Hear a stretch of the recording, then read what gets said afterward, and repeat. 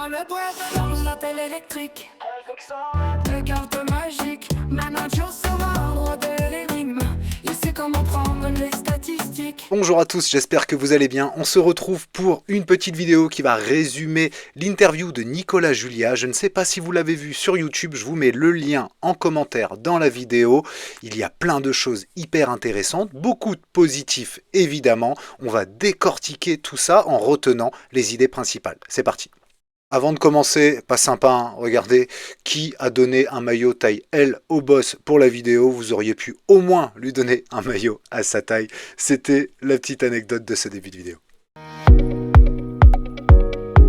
Nicolas en a parlé, le burn des cartes n'est pas à l'étude. En effet, c'est contre l'ADN de Sorare, comme il le dit, étant donné que on crée des NFT pour que les managers les collectionnent et les gardent. Par contre, il a évoqué l'idée de faire comme en MLB le verrouillage, autrement dit du sealing. C'est-à-dire que vous pouvez mettre de côté des cartes, les mettre dans un package qui vous donnera des bonus pour pourquoi pas une Game Week, exemple un pourcentage supplémentaire d'XP, etc. Tout ça est à l'étude pour justement valoriser les cartes inutiles dans nos galeries.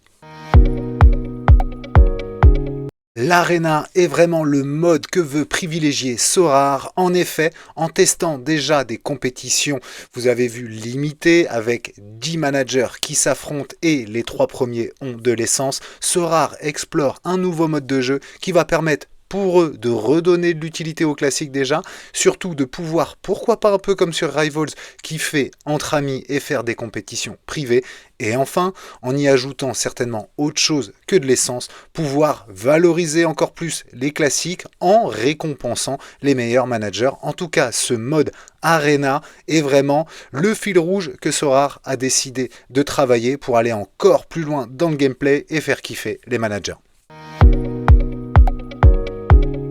Un autre sujet cher à la commu, le SO7 ou le SO11, c'est-à-dire la possibilité de jouer avec 7 joueurs, voire même 11 joueurs. Nicolas a été plutôt clair là-dessus. Peut-être qu'il y aura des expériences faites dans des compétitions spéciales, en n'ayant pas 5 joueurs, mais peut-être 7 ou 11. Mais surtout, il a annoncé vouloir accompagner ceux qui créent des side games, c'est-à-dire des jeux qui se servent des cartes de Sorare, mais qui ne sont pas directement rattachés à la plateforme Sorare. Coucou, Sorare Mega. Tant mieux, c'est une bonne nouvelle, ça veut dire que Sorare veut aussi aider ces side games et ils ont totalement raison parce que ces jeux-là, au final, ils servent aussi la valorisation des cartes et proposent une expérience supplémentaire aux managers.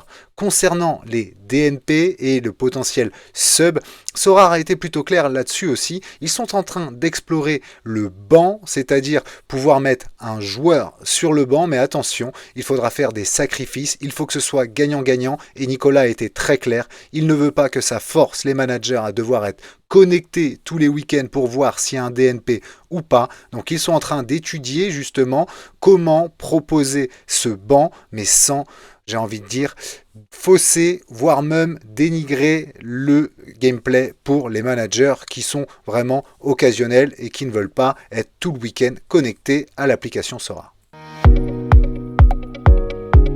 Autre sujet très important et source de mécontentement sur les réseaux, le pool de récompenses. Sorare a annoncé plusieurs choses. Déjà le fait que les hot streaks, parce que le fait de pouvoir battre le jeu, c'est comme ça que Nico l'a annoncé, c'est-à-dire qu'il voit bien que les managers aiment se battre contre le jeu.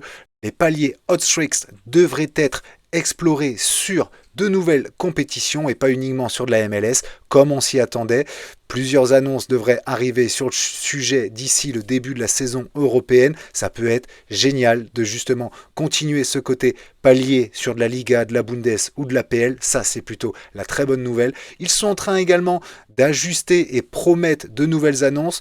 Par exemple, pour contrer le problème que le 50e manager reçoive autant de cash que le 300e manager. Ça, c'est un souci. Donc, ils sont en train de voir comment travailler justement ce pool de récompenses un peu plus justement. Et puis, concernant le pool de classiques, Dan l'a plutôt évoqué, mais effectivement, le fait que ça soit déceptif, c'est lié aussi à la valeur des cartes classiques actuelles, et donc la priorité est déjà de redonner de la valeur aux cartes classiques via le mode Arena, via les différents side games, etc., pour faire en sorte qu'il y ait moins de mécontentement aussi dans le gain des cartes classiques. Enfin, ils ont également insisté sur deux choses. Pas de deadline flexible. Ça va pour le côté justement des DNP dit juste avant, mais également sur le fait qu'ils veulent donner plus de contrôle à l'essence. En effet, aujourd'hui, si vous avez 50 essences, vous ne pouvez pas crafter de T5+, par exemple. Vous êtes obligé automatiquement de crafter une T4+, en limited. Donc, Sorare va se pencher dessus aussi pour donner plus de contrôle à ces crafts-là, et ça, c'est une bonne nouvelle. Enfin, Sorare s'est également épanché sur le sujet de Rivals en disant que le mode était bien trop complexe pour les nouveaux, qu'il n'y avait pas eu assez de transformation entre ceux qui intégraient le jeu via Rivals et qui derrière passaient en Limited et Pro, donc ils ont décidé d'ajuster sans tout enlevé de Rivals. En effet, ils nous ont annoncé qu'il y avait énormément de choses dans Rivals qui avaient plu, notamment le côté effectivement entre amis, mais aussi le côté stratégie. On devrait donc revoir dans le gameplay des aspects de Rivals comme ça revenir. Pour le nouveau mode, ils ont bien insisté, c'est une bêta et attention, c'est pensé pour les nouveaux managers. Donc, ça doit reprendre les fondamentaux de Sorare. Effectivement, pour les anciens managers, c'est très basique, mais c'est une bêta. Il devrait y avoir de nouvelles choses annoncées pour une sortie plutôt vers juin-juillet du mode Common en version complète. Chose intéressante aussi, ils ont évoqué un programme fidélité Sorare pour récompenser les OGs, c'est-à-dire les anciens managers. Intéressant de voir justement qu'est-ce qu'ils peuvent bien nous amener en récompense de notre fidélité.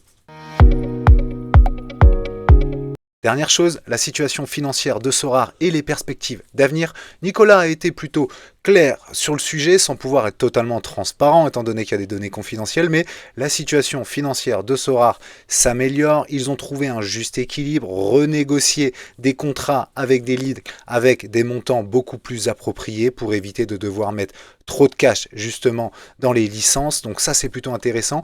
Il estime être arrivé à un point d'équilibre en réaffirmant que la priorité est bien maintenant sur la croissance de nouveau. Donc ça, c'est plutôt intéressant. Il a stabilisé pour remettre justement maintenant de la croissance. Et surtout, ce que j'ai adoré, c'est cette phrase.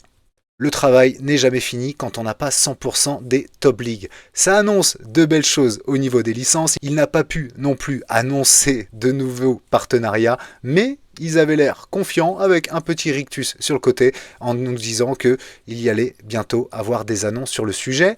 J'estime qu'il y aura une compétition Ligue 1, je le sens bien venir. Et puis peut-être un peu plus de Serie A aussi, ça serait intéressant.